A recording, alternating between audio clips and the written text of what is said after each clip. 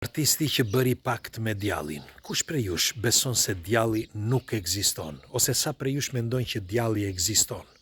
Është mirë që ta ndiqin deri në fund këtë material, sepse të moshuarit shqiptar thoshin që pikrisht kështu vepron djalli. Pra, pikrisht në këtë dilem, pra që ekziston apo nuk ekziston. Dhe thuhet që ai vjen. Dhe kur vjen, ka gjasa që në qoftë se nuk jeni të informuar, atëre mund dhe që të bëni një pakt me të. Atëre është mirë që, sepse ka disa që mendojnë që është mirë, disa mendojnë që është keq. Unë do t'ju them se çfarë besohet në këto thashe theme, ose në këto legjenda. Tani, unë do t'ju tregoj vetëm një histori. Një histori që është një nga historitë më të famshme. Si gjithmonë kush është rastësisht, nëse nuk e keni bërë ende, lidhuni me këtë faqe që të shihemi sërish, dhe faleminderit që jemi për bashkë. Do t'ju tregoj për historinë e Paganinit, që shumë për jush ndoshta kanë dëgjuar për Paganinin. Paganini, ose Niccolò Paganini, lindi në Itali. Lindi në vitin 1782. Dhe ishte tepër i veçantë si njeri. Në fakt që i ri, ai nuk ishte shok, sepse ishte i prirur vetëm për të bërë një gjë, vetëm për muzikë. I ati ti bënte pak muzikë, nuk ishte aq i aftë, por sidoqoftë ai i binte pak violinës dhe ishin ato hapat e para që ai i dha leksione pra të birit. Mirë po, i biri kërkonte që t'ishte i madh, i famshëm, i zhdërvjellët, kërkonte t'ishte në maksimumi, sepse i ati, në fakt atë që nuk përmendet shpesh, ishte shumë i sert me të, dhe e detyronte shpesher që ai t'ishte ndryshe nga të tjerë dhe t'ishte më i miri. Mirë po, ka disa raste ndonjëherë që këto mund të shkaktojnë edhe probleme jo vetëm mendore, por edhe fizike, njëkohësisht edhe në këtë rast, pra paktin që ai bëri, që Paganini bëri. Dhe kështu me kalimin e kohës Paganini filloi që t'i binte violinës. I binte, nuk ishte shumë, nuk ishte i njohur, nuk e njihte askush. Ai vazhdoi që t'i binte violinës deri në vitin 1820. Dhe 20 e ca vjeç me fjalë. Dhe i kishin kërkuar në disa vende që t'i binte violinës pra, por nuk ishin gjëra të rëndësishme. Dhe pikërisht në vitin 1820 ishte një mbrëmje e jashtëzakonshme. Sepse për herë të parë ai do shkonte në një qytet që të bënte një muzikë të ishte e dashur për të gjithë. Dhe ai po mendonte se çfarë duhet të bënte. Në fakt ai, si gjithë të tjerët, vinte muzika nga të tjerët dhe mendonte që me atë muzikë mund të ecte përpara. Mirë po e kuptoi që nuk ishte ky suksesi. Suksesi ishte që të kishte diçka të veçantë, diçka të fortë, diçka madhështore. Dhe teksa ishte në shtëpinë e tij, deri vonë, ishte ora 11 e natës, 11:30 e natës, dhe ai nuk e zinte gjumi. Në fakt mundoi me violin lart e poshtë që mund të bënte një muzikë ndryshe, por nuk i vinte asgjë. Pra i vinin gjithmonë ata tinguj që i kishte vjedhur nga të tjerët, sepse kështu bëj dikur. Me fjalë ti mund të përdorje muzikën e dikujt dhe të dilje në skenë. Mirë po ky ishte një moment i veçantë dhe ai duhet me se s'bën që të bënte diçka për karrierën e tij, pra që t'ishte ndryshe. Dhe doli jashtë, doli në rrugë, me fjalë aty në një periferi të qytetit ku banonte. Dhe teksa doli, shikonte hënën dhe bërtiti fort. Duke u kthyer nga qielli, ishte natë dhe po thoshte, pse nuk më vjen një muzikë, pse nuk, çfarë, dhe ishte i acarruar me krijimin, me Zotin e tjerë. Dhe kështu i acarruar u kthye në shtëpi. Mirë po kur u kthye, mu brenda shtëpisë, pra ai kur fut tek dera, për brenda shtëpisë shikon një siluet të zezë. E di që dikush nga ju do e marr si teori konspirative, ose si një legjendë, ose si një çmenduri, por kjo është ajo çka ka thënë. Pra u tha njerëzve, shokëve dhe familjarëve, pra Paganini. Ai fliste shumë pak me shokët, por fjalë familjarëve. Dhe shikon këtë siluet të zezë dhe shtanget. Mendoj se ishte një hajdut. Kishte, me fjalë me që sa i kishte dalë jashtë shtëpie, dikush u fut në shtëpi dhe mendoj që po vinte. Mirë po, ai nuk lëvizte, pra e shikonte drejt ballë për ballë. Nuk ishte aq i qartë, pra ajo siluet. Silueta nuk ishte kaq e qartë. Megjithatë, kur u afrua, sepse i foli në fillim, i tha, çfarë? Jo silueta, por foli ky, Paganini. Kush je? Dhe ishte mu në mes të kuzhinës, me fjalë aty tek holli, jo tek kuzhina, po tek holli. Dhe u shfaq dhe e pa që ishte djalli, komplet fytyra e kuqe, dhe, por jo si ato, me një fjalë, ashtu si që përshkon Paganini do t'ja u tregoj këtu. Paganini e shpjegonte një fytyrë kuqe me sy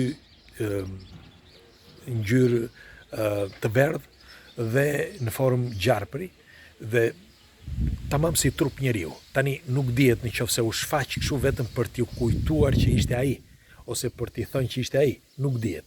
Por dihet vetëm që ky ishte dhe ishte trupi gjatë, thoshte mbi 2 metra.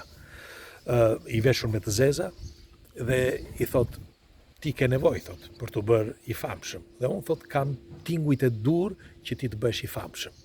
Dhe Paganini pranoi atë natë.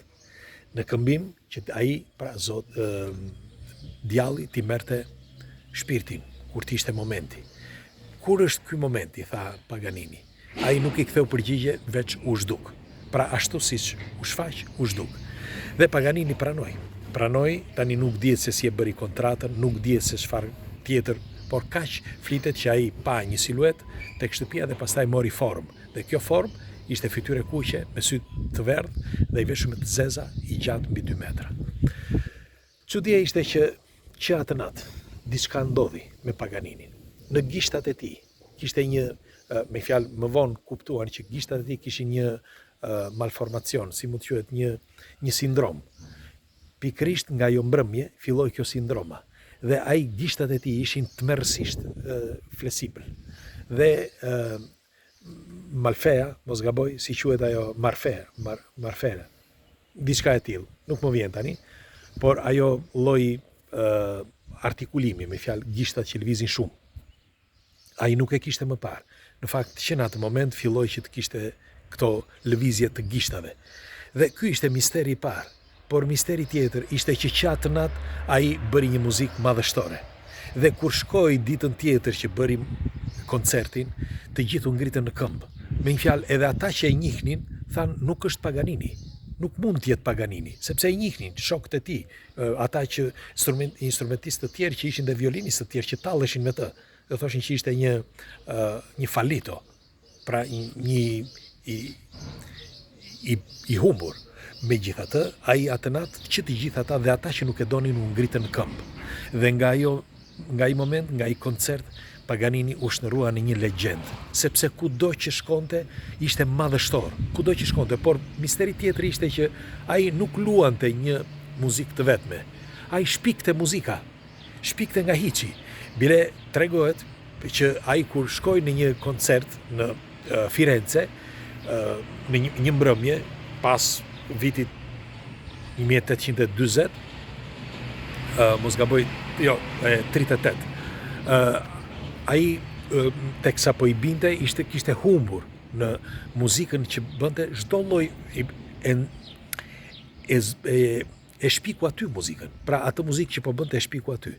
Dhe teksa luante i humbur në muzikë, filluan që të këputeshin telat sepse kishte kohë.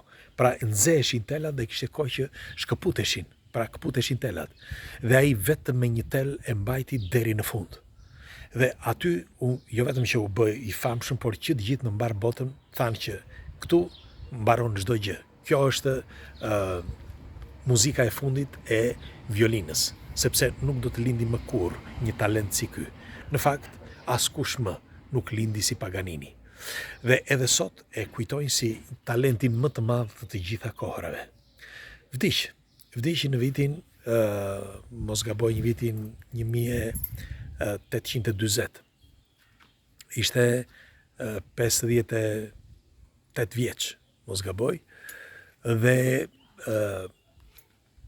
nuk dihet vdekja e tij, sepse disa thonë që vdiq nga sëmundje, disa thonë që nga infarkti, disa thonë që nuk e dim, disa të tjerë thonë që jo, këto janë vetëm pallavra, por sidoqoftë ai vdiq i ri.